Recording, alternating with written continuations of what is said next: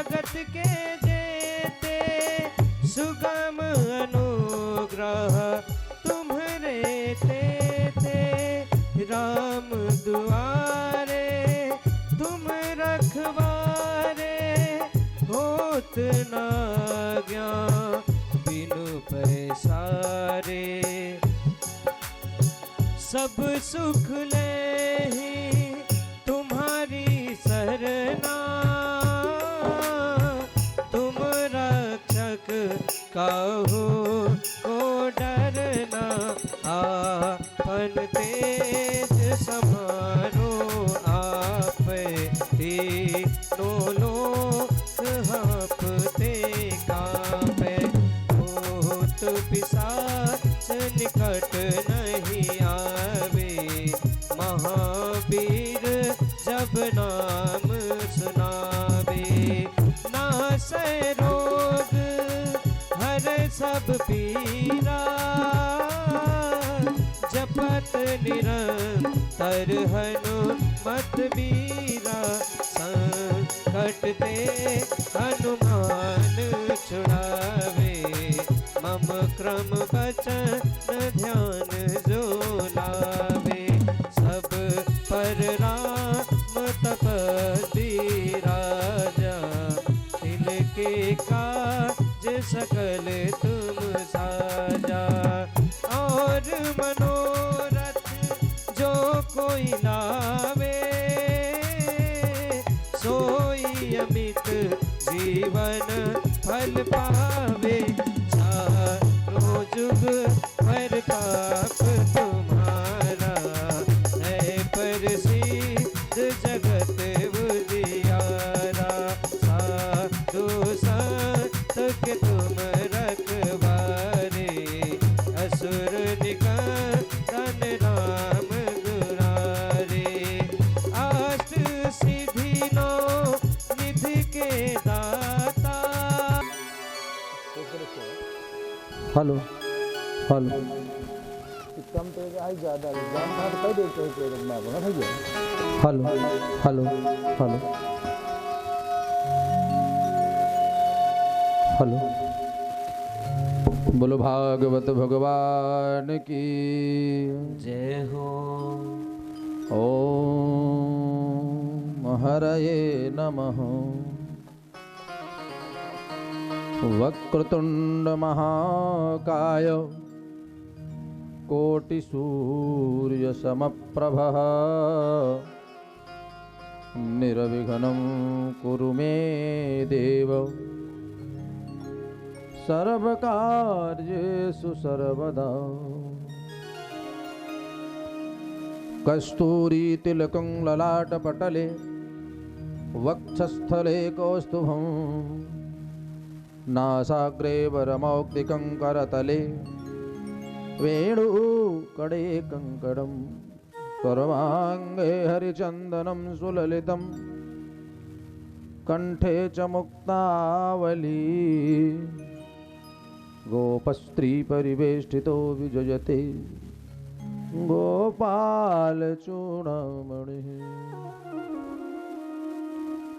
अतुलित बलधामं हेमशैलाभदेहं धनुजवन कृशानुं ज्ञानिनामग्रगण्यं सकल गुण निधानं वानराणामधीशं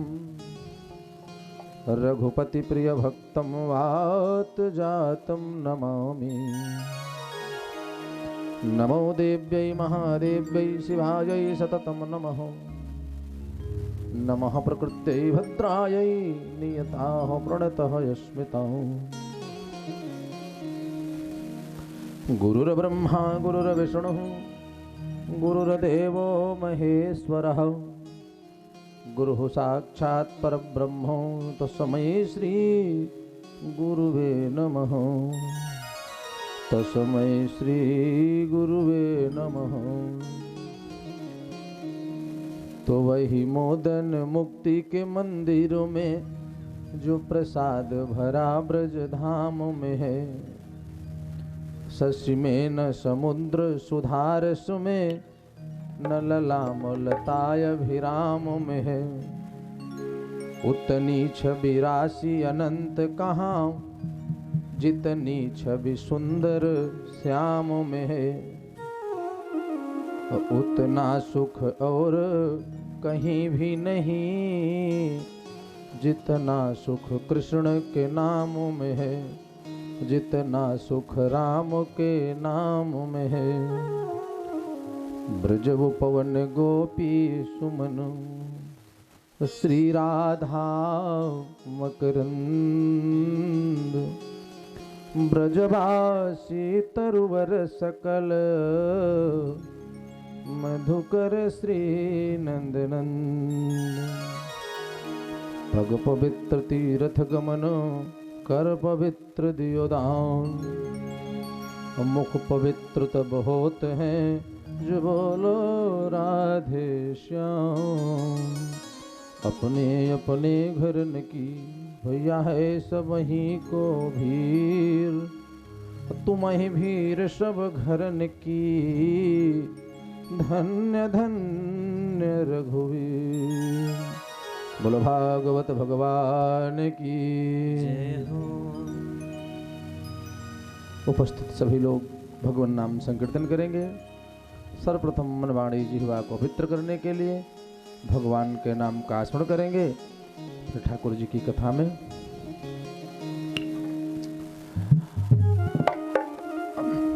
अब तो श्री मुख से गोविंद नाम बोलो जी, अपने श्री मुख से गोविंद नाम बोलो जी, अपने श्री मुख से गोविंद नाम बोलो जी, गोविंद नाम बोलो जी, गोपाल नाम बोलो जी, गोविंद नाम बोलो जी, गोपाल नाम बोलो जी, गोविंद नाम बोलो जी, गोपाल नाम बोलो जी, गोविंद नाम बोलो जी, गोपाल नाम बोलो जी, अपने श्री मुख से गोविंद नाम बोलो जी, अपने श्री मुख से गोविंद नाम बोलो जी, अपने श्री मुख से गोविंद नाम बोलो जी, अपने श्री मुख से गोविंद नाम बोलो जी।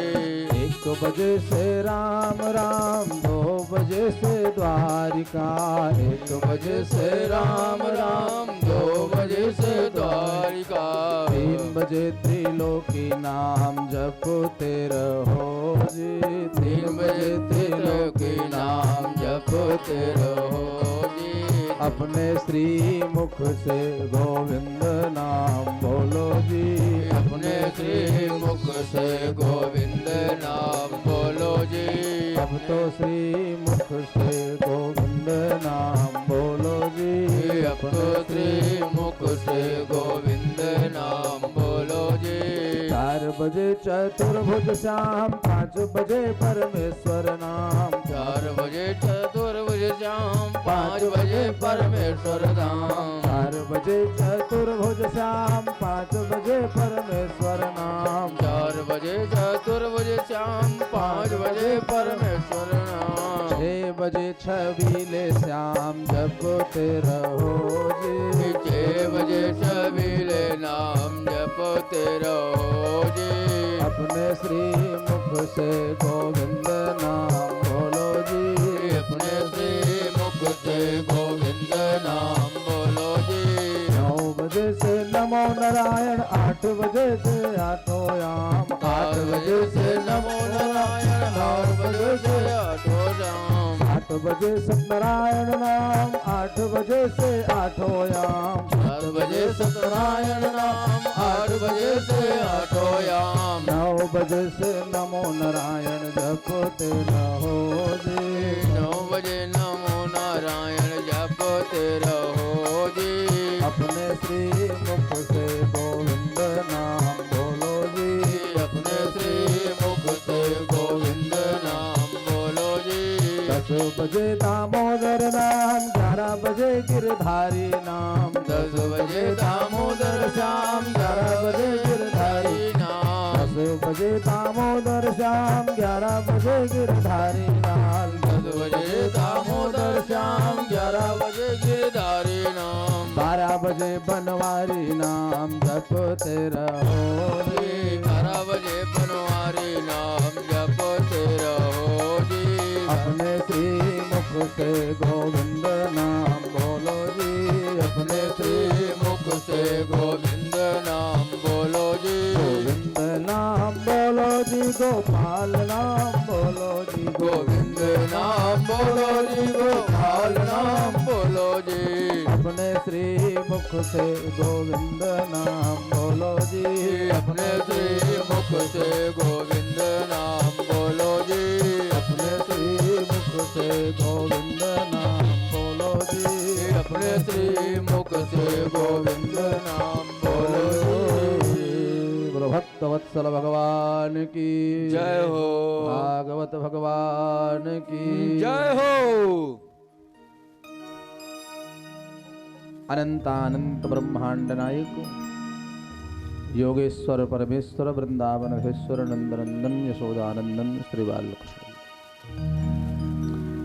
एवं आद्याशक्ति पराशक्ति वैजंती माला योगेश्वरी परमेश्वरी वृंदावनधेश्वरी ब्रह्मानंदिनी श्री राधा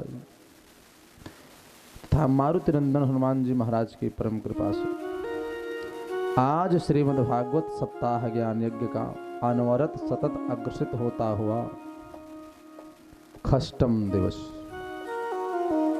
6 दिवस बीत गए कथा प्रारंभ हुई 6वां दिवस चल रहा है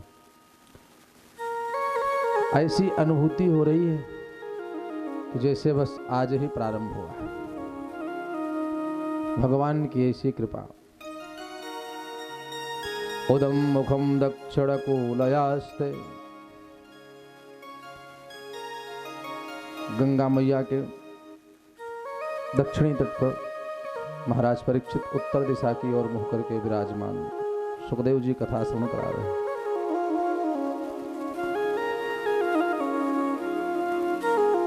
ये तो 5 दिन 6 दिन बीत गए हैं।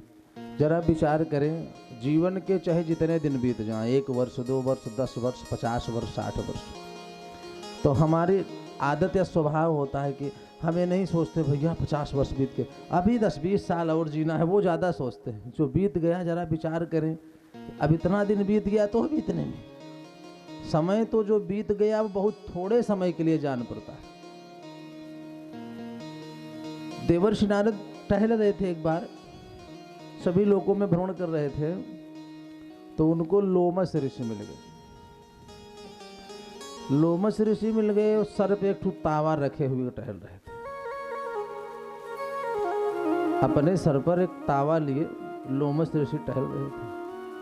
नारद जी से भेंट हुई प्रणाम आशीर्वाद हुआ तो नारद जी ने पूछा कि महाराज ये बताइए अरे कहीं एक ठू आश्रम बना लेते छोटी सी कुटिया वहीं निवास करते तावा लिए टहलते रहते हो क्या कहीं रुकने का स्थान तो हो जाता वहीं बैठ के भजन करते। लोमस ऋषि ने कहा देवर्षि बात तो तुम ठीक कह रहे हो। देवर्षि नारद से कहा कि नारद जी बात तो आप ठीक कह रहे हो लेकिन क्या करें संसार स्थिर है ही नहीं और शरीर नश्वर है। शरीर क्षणभंगुर है और संसार स्थिर है नहीं तो क्या कुटिया बनाना। तो नारद जी ने पूछ लिया कि महाराज कितनी आयु है आपकी। नारद जी ने लोमस ऋषि से पूछ ही लिया कि महाराज अपनी आयु तो बताइए कितने दिन के आप हो गए। करे संसार स्थिर है नहीं शरीर नश्वर है। तो कहें देवर्षि नारद क्या बताऊं 4-5 ब्रह्मा तो हमारे सामने बदल चुके। 4-5 ब्रह्मा हमारे सामने बदले गए। अब नारद जी आश्चर्यचकित बताइए 4-5 ब्रह्मा जिसके सामने बदल गए तो सृष्टि का कितनी बार प्रलय हुआ होगा। अब कह रहे हैं संसार नश्वर यहाँ हमको 50 साल 60 साल जीना है 100 साल जीना है तो मकान दुकान सब बनवाए पड़े। सुखदेव जी कहते हैं राजा परीक्षित ध्यान से सुनो जे जे गए बहुरी नहीं आए। कल की कथा जहां पर विराम ठीक उसी के आगे की कथा। कंस ने जिन जिन राक्षसों को भेजा गोकुल में वो लौट करके नहीं आए तो चिंता तो बढ़ती जा रही है।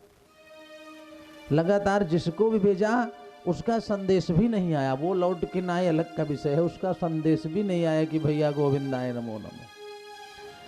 अब तो कुछ सूझ नहीं पड़ रहा है। कंस को धीरे धीरे विश्वास होता जा रहा है कि कहीं सत्य है और हम कहीं मर तो नहीं जाएंगे। सुखदेव जी कहते हैं राजा परीक्षित, मृत्यु के भय से भयभीत मनुष्य 10 दिशाओं में दौड़ता है। कहने को लोग चाहे जो कहें, अरे महाराज अब तो सब काम पूरा हो गया, यहाँ रह करके क्या करेंगे, अब हमको चलना चाहिए। लेकिन मृत्यु का ऐसा भय होता है कि मृत्यु के भय से भयभीत मनुष्य 10 दिशाओं में बचने के लिए दौड़ता है, हर प्रयास करता है। कंस का सब प्रयास फेल होता जा रहा है।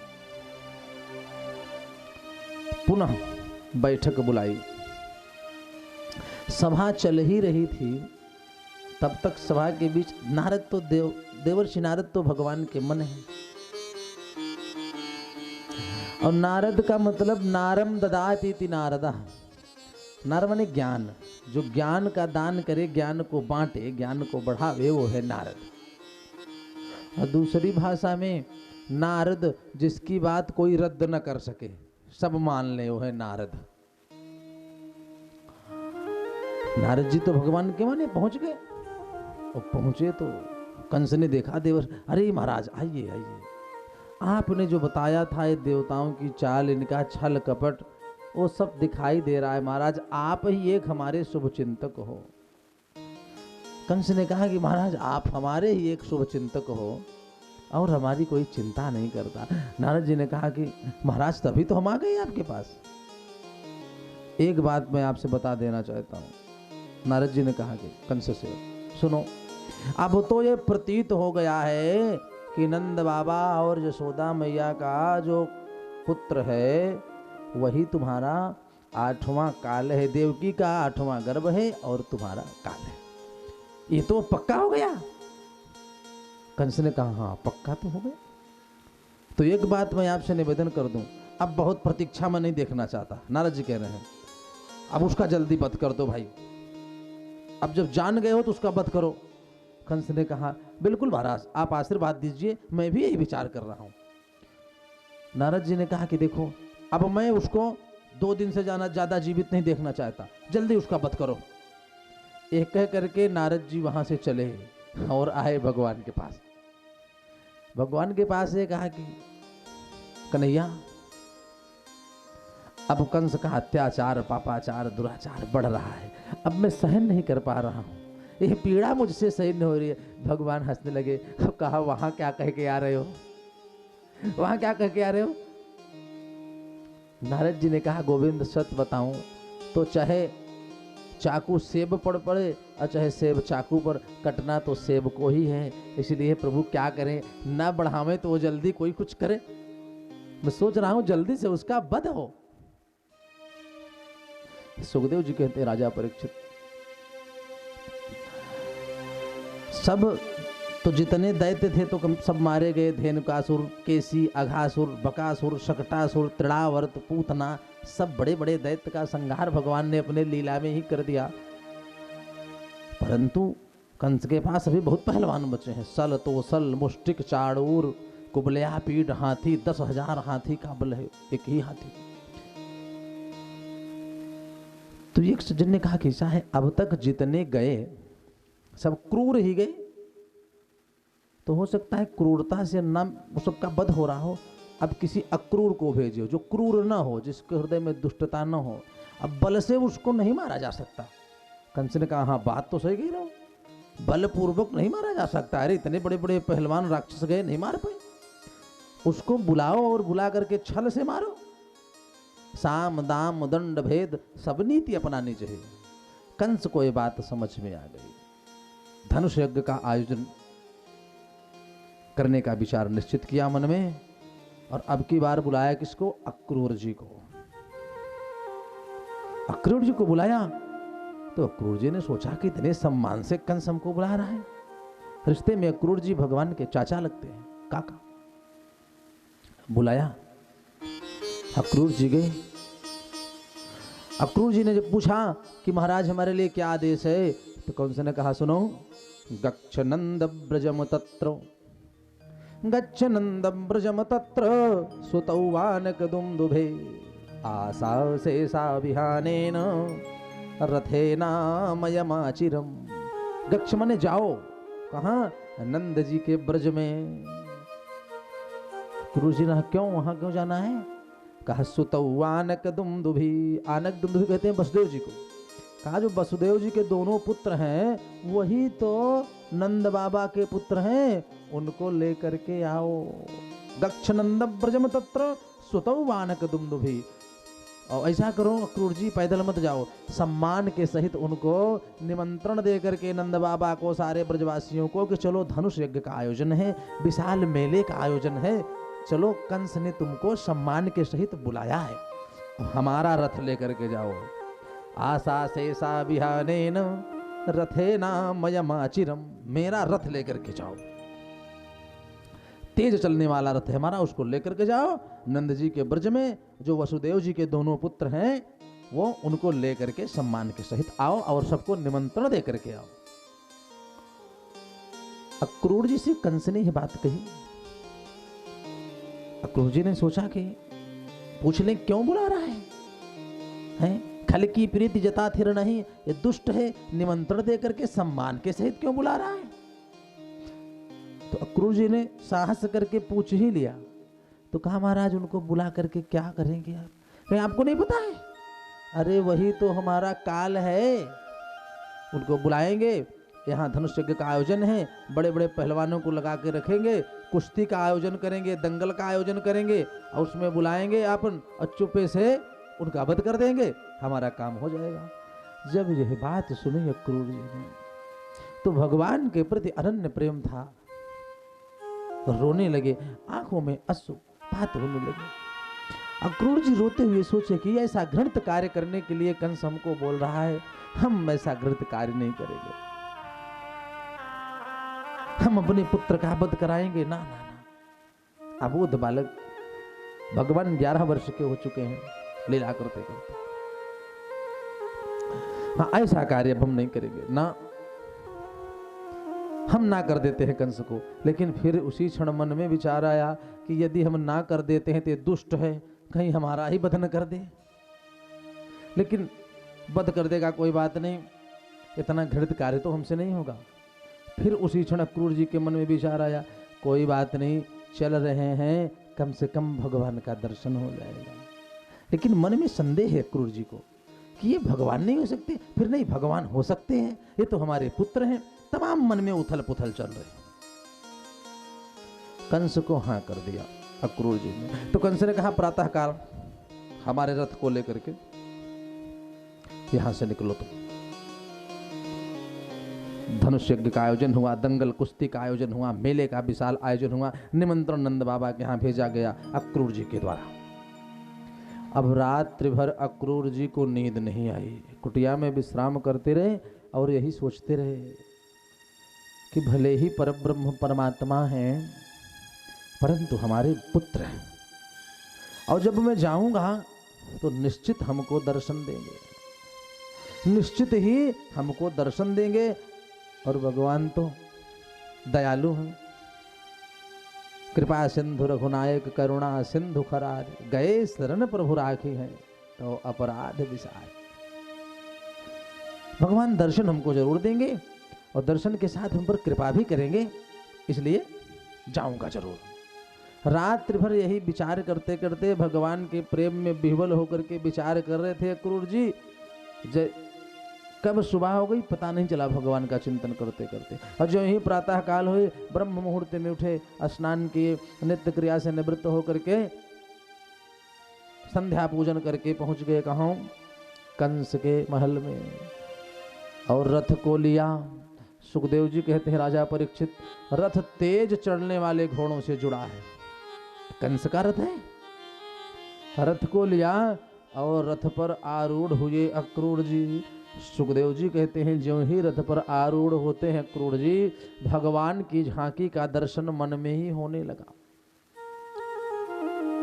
मन में भगवान के झांकी का दर्शन होने लगा और विचार करने लगे अक्रूर जी कि मैं जाऊंगा तो निश्चित ही भगवान का दर्शन प्राप्त होगा। क्यों? बोले द्रक्षामि नूनम सुकपोलनासिकाम स्मितावलोकारुणकञ्जलोचनम् द्रक्षामि नूनं सुकपोलनासिकां स्मितावलोकारुणकञ्जलोचनं मुखं मुकुन्दस्य गुडालकावृतं प्रदक्षिणं मे प्रचरन्ति वै मृगा। अक्रूर जी मन में विचार कर रहे हैं, मैं निश्चित द्रक्षामि माने देखूंगा, नूनम माने निश्चित ही देखूंगा। द्रक्षामि नूनम क्या देखूंगा? बोले सुकपोल नासिकाम, भगवान के सुंदर कपोल और नासिका का दर्शन होगा। और कैसे दर्शन करूंगा भगवान का? बोले स्मितावलोकारूढ़ कंजलोचनम, स्मिता माने मुस्कुराते हुए भगवान के जो मुखमंडल की शोभा है उसका दर्शन करूंगा। और जब मैं द्वार पर पहुंचूंगा नंद बाबा के, तो भगवान जब हमको देखेंगे दोनों भैया कृष्ण और बलराम, तो दौड़ करके आएंगे, हमारे चरणों में लेटेंगे, प्रणाम करेंगे हमको। क्यों? क्योंकि मैं चाचा हूं, हमारा सम्मान सत्कार तो करेंगे। मैं उनका रिश्ते में काका हूं, मेरा सम्मान करेंगे। और जैसे ही मैं नंद बाबा के यहाँ पहुंचूंगा, दौड़ करके आएंगे, लेट जाएंगे, तो लेट जाएंगे, हमारे चरणों में प्रणाम करेंगे, तो मैं उनको बेटा कह करके उठाऊंगा।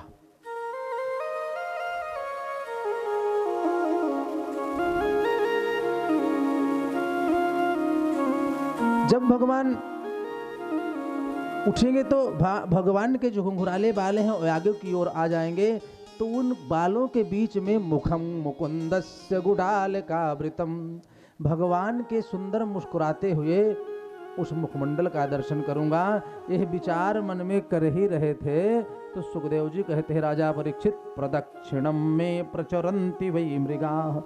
तब तक हिरण का एक झुंड रथ के बगल से दौड़ता हुआ निकल पड़ा। और जैसे ही हिरण का झुंड निकला रथ के बगल से दौड़ता हुआ, अक्रूर जी समझ गए, क्यों? शुभ शगुन हो गया। हिरण का झुंड जब निकला तो शुभ संकेत प्राप्त हुआ कि निश्चित ही भगवान का दर्शन होगा। मन में निश्चित हो गया कि अब भगवान जरूर दर्शन देंगे। यह विचार मन में करके अक्रूर जी रथ पर आरूढ़ होकर के चल पड़े। दक्षामि नूनं सुकपोलिनासिकां स्मितावलोकारुणकञ्जलोचनं मुखं मुकुन्दस्य गुडालकावृतं प्रदक्षिणं मे प्रचरन्ति वै मृगा। ज्यों ही मृग का झुंड कुलाच मारता हुआ बगल से निकला, अक्रूर जी को विश्वास हो गया, अब शुभ शगुन प्राप्त हो रहे हैं। घर से निकलो, मुस्कुराते हुए ब्राह्मण का दर्शन हो जाए, हिरण का झुंड निकलता मिल जाए, ये सब शुभ शगुन है। रथ आगे बढ़ा, रथ पर आरूढ़ होकर के अक्रूर जी चलते जा रहे हैं। मन भगवान के चरणों में लगा है, शरीर रथ पर है, घोड़े अपने मन से चलते जा रहे हैं। देहाभ्यास का पता नहीं है। क्यों? अरे भाई, मन जो है जब भगवान के चरणों में लगा हुआ है तो उन्हीं का स्मरण हो रहा है, तो बिना मन के इंद्री का अलग करे कैसे कार्य हो सकता है?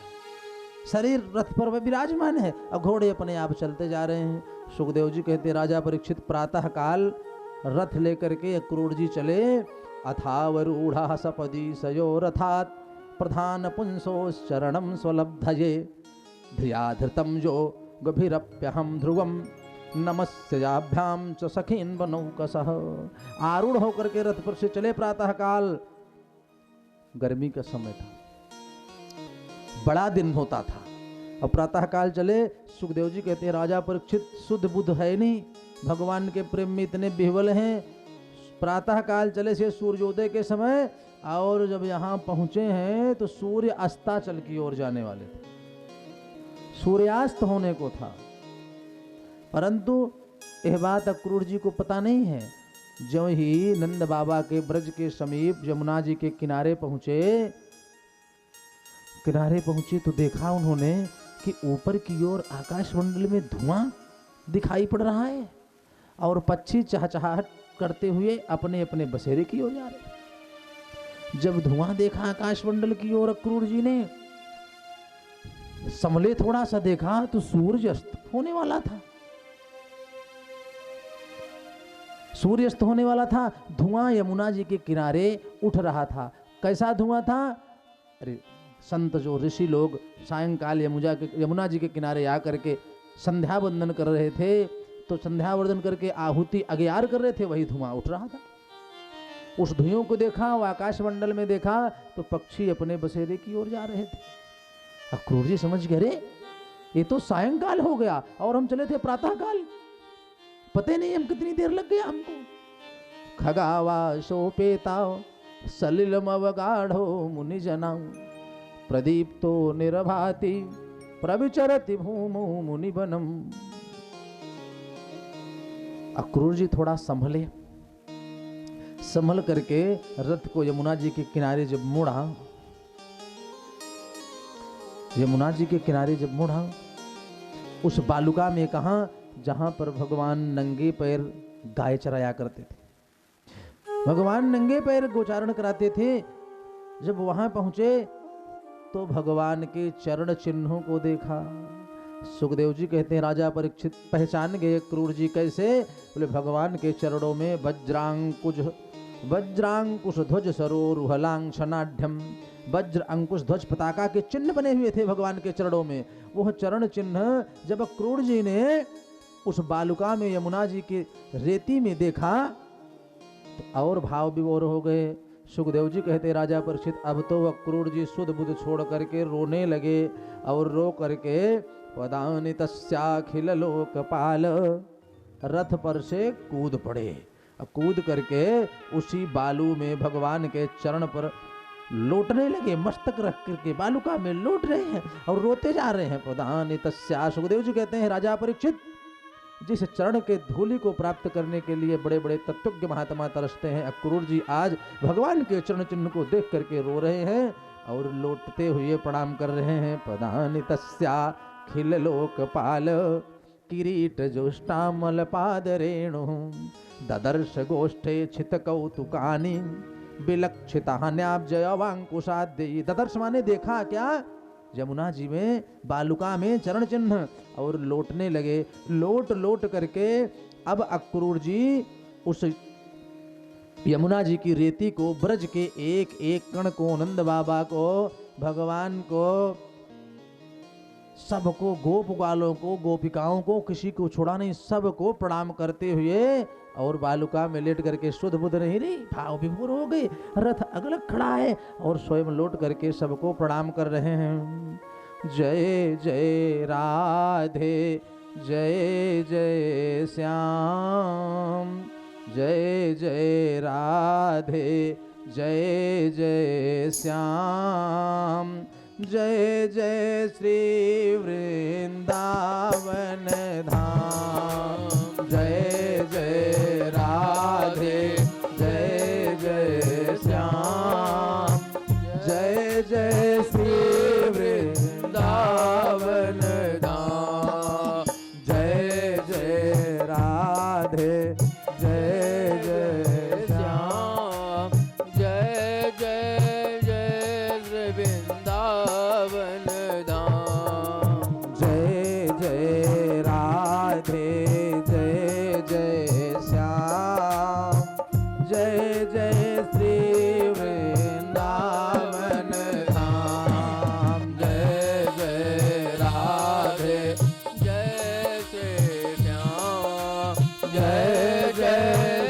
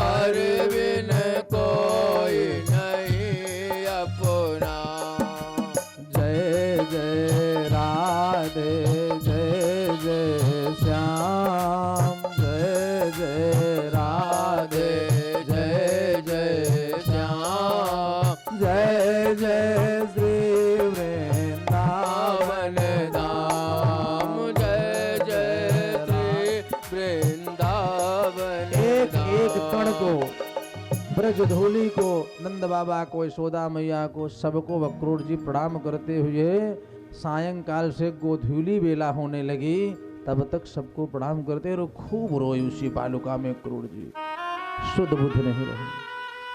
सुखदेव जी कहते राजा परीक्षित, जब थोड़ा सा संभले एक क्रूर जी, रथ के घोड़ों को संभाला, थोड़ा आगे बढ़े, फिर आरूढ़ हुए रथ पर आगे की ओर थोड़ा चले। कहाँ पहुंचे? नंद बाबा के द्वार पर। नंद बाबा के महल के सामने जो ही पहुंचे तो वहां पर क्या देखा कि ददर्श रामम कृष्णम च ब्रजे गोदोहनम गतौ पीतनीलांबरधरम शरदांबुरहेक्षणौ।